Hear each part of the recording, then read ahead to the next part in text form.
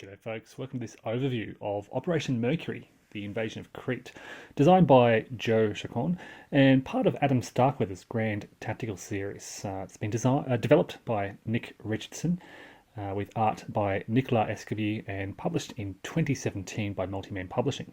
Now this covers the German invasion of Crete, Operation Mercury, and the subsequent Allied withdrawal attempts from the 20th of May through to the 29th of May 1941. Historically, German Fallschirmjägers landed in three main groups spread out across the three main areas along the northern coast of Crete, and they focused on securing key locations such as airfields, ports, and major towns and roads in the local area. Now, after meeting initially tough resistance with huge casualty rates among the initial landing forces, they gradually pushed back Allied defenders from some of those key sites, particularly in the far west around Malmö airfield, which facilitated the arrival of growing numbers of reinforcements sufficient to eventually tip the balance and force that Allied withdrawal.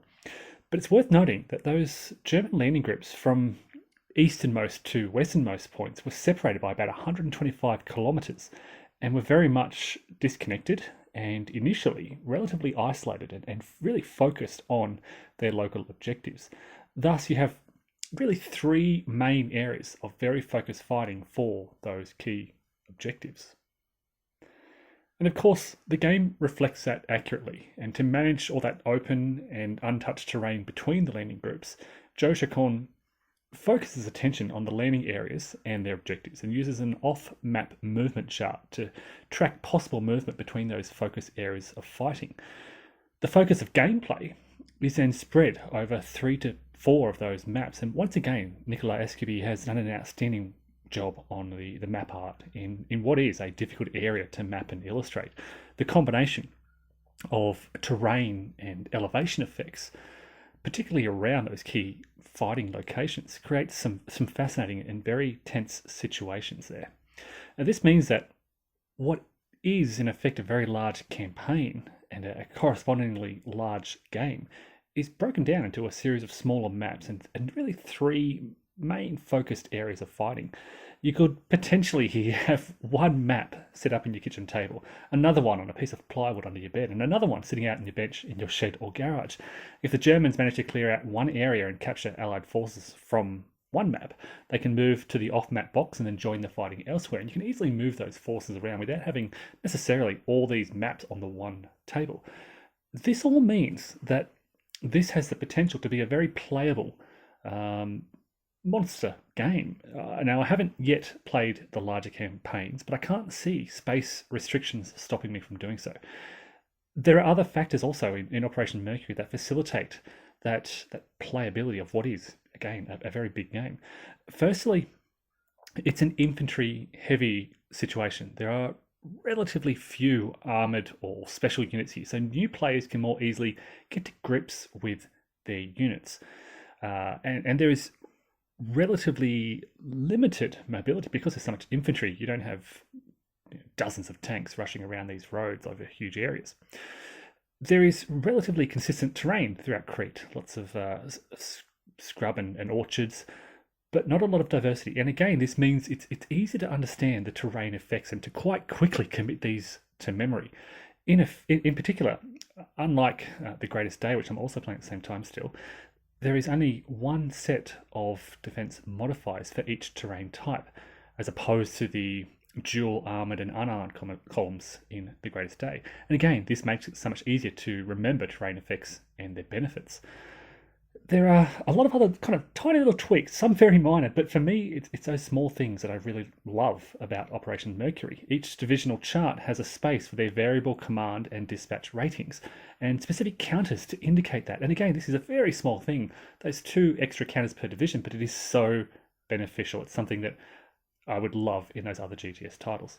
But perhaps what I like most about all of these is the Australians. And here we have the 19th Brigade of the 6th Battalion of the 2nd Australian Imperial Force, detached after their withdrawal from Greece. There are also elements of what were at the time under strength 16th and 17th Brigades, a couple of hundred men, Royal Australian Artillery, and other composite units. But among these, seeing this man here in the field is quite amazing. This is not many people would know about this guy outside of, I guess, serious military historians in Australia, but this is George Vasey, one of Australia's finest field commanders. And during the defence of Greece, he's famously quoted as having said, "Here you bloody well are, and here you bloody well stay. And if any German gets between your posts and the next, turn your bloody Bren around and shoot him up the arse." Now, he had a very prestigious career, and in particular, after his return to Australia, he took command of the 7th Division of the 2nd AIF as they attacked the Japanese back over the infamous Kokoda Track or Kokoda Trail, and then in the battles of Buna and Gona in the New Guinea campaign. It's been said that he was so important as a divisional commander in the field in this area that he was passed over many times for promotion to higher posts, and he sadly died in an aircraft accident in March 1945 towards the end of the war. Now, I've mentioned the high density of infantry, and because of the relative scarcity of artillery, because there aren't many rivers or streams, or heavy rivers and streams around here, the fighting more oriented towards closer than usual combat. There are quite a few mortar units. They're valuable, but they can only do so much, and then it's up to the infantry to do the hard work. So you have these sort of mobile Germans against the slightly less mobile defending Allied forces, sort of New Zealanders, a strong contingent of New Zealanders, of course, British, Australians, and then the Greek units. There are a few others mixed in there in these composite units. Now, the generally superior German troop quality and fire ratings then becomes critical and tends to give them the edge that they need in combat. Conversely, Allied improved positions and careful selection of terrain can help with their efforts. And in many of the scenarios, of course, they have the option to start in improved positions, which helps. Now, looking over the scenarios, there are 14 scenarios in Operation Mercury, including one learning scenario and 13 other numbered scenarios. Scenarios 1 to 5 are one map landing or invasion scenarios, while scenario 6 brings all these together simultaneously and requires all those maps to be set up. Scenarios 7 to 10 are post-invasion scenarios, covering the fighting around key locations and the Allied withdrawal. Most of those scenarios, from 1 to 9, are focused on controlling specific objectives, such as airfields, high ground, or ports, those objectives that the Germans were striving for, their initial objectives. While scenarios 11 to 13 are larger combined campaign scenarios using most of the maps, but giving different options for either free or historical drops or a refined area. Now, scenarios 10 to 13 then, while also still incorporating potential victory based on capturing objectives, also incorporates rules regarding Allied withdrawal, where the Allies can win if they withdraw sufficient units. But to be clear, I haven't played any of those larger campaign scenarios yet, so can't comment on how that actually plays out. Now, the exclusive rules are relatively brief and straightforward, so experienced GTS players, if you know the GTS rules, you'll pick these up literally in a matter of minutes. There are parachute drops and glide landings, but you don't have to worry about straggler rolls and rearguards. It is a highly streamlined system. There are random events such as airstrikes, including a fascinating accidental German friendly fire incidents. There are heroic units, partisan attacks, leader losses, among others, that really add flavour to these scenarios. The good thing about these is that they're not game-breaking events. They're all relatively minor, but with kind of interesting elements nonetheless. Greek units are fairly common and are treated in their own special way, almost like independent units, but they can be in command if in range of any Allied leader and can be activated during division activation and direct commands. And again, they're pretty good. They're kind of best served in defensive roles. Relatively low troop quality ratings, relatively low firepower ratings. Almost a bit like, I guess, rearguards, how you might use rearguards. I mentioned off-map movement earlier, and this is important in the larger scenarios, again, which I haven't played yet, but there is movement between those maps. And in those larger linked scenarios, there are rules for Allied shipping where units can move from one port to another. On the German side of things, once the fighting is underway and the Germans have captured an airfort, there are rules where the Germans can make ad hoc airdrops and bring on more reinforcements, which again has the potential to throw further spanners in the Allied plans.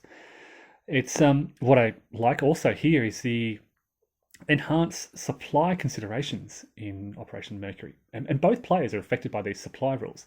This typically involves rolling a die to determine the supply status of various supply sources.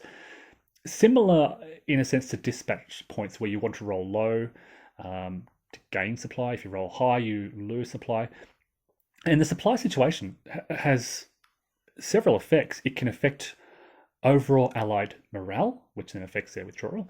It can affect troop quality, and eventually, if it drops really low, fire ratings. Now, in terms of morale, this is a key element of the larger scenarios and the campaigns. Historically, the allies were forced to withdraw, and in those larger scenarios, the timer to withdrawal is kind of tracked via morale. Scenarios will dictate how many morale points the allies have, and when they lose a unit, lose supplies, lose naval forces, or lose control of airfields or ports, they lose that morale. When it drops to 0, allied withdrawal is triggered, and then the allies must race to withdraw their units from the map, and they rack up points for doing so. There are, in addition, some optional rules such as German free drops, allied naval support, and we can see, coming from the Great Estates, some familiar ships among that naval force, and allied coastal artillery. Now, I haven't played with any of those yet, but they certainly provide a little more flavour and flexibility from the sounds of it. Now, a fourth optional rule for those restricted by table space is to use the smaller map sheets for Retimnon and Heraklion. These are 2 additional maps that basically replicate the area shown on the large maps, but just on a smaller size. On those 2 maps in particular, the fighting is really focused around the urban centres and the coast, and there are adjusted unit and reinforcement placements if you want to use those. All of these things kind of help Operation Mercury to be a very playable monster game. It's the Grand Tactical Series. There are dozens, hundreds, if not thousands of these units on the board. This is fierce fighting all over Crete, but by being able to break down the focus of the fighting to 3 or 4 main areas, you can kind of spread your maps out and place them in different areas. If you've got map draws, you can place a different map in each draw, and it makes it, as I said, very playable. For these same reasons, I keep saying this probably, it's another good introduction to the Grand Tactical Series. I've probably said that about a lot of the GTS titles, but I feel the same about this one. The one map scenarios, the absence of artillery, the ease of understanding the terrain features all make this quite a good introduction. I find the GTS series very nice to get into, easy to get into for a game that has a lot of depth. These kind of titles really ease you in quite nicely. And the scenario structure and the exclusive rules, the relatively light exclusive rules here, and all those other features that I mentioned, all facilitate that. So that is Joe Chacon's Operation Mercury, the Invasion of Crete, published by MMP in 2017.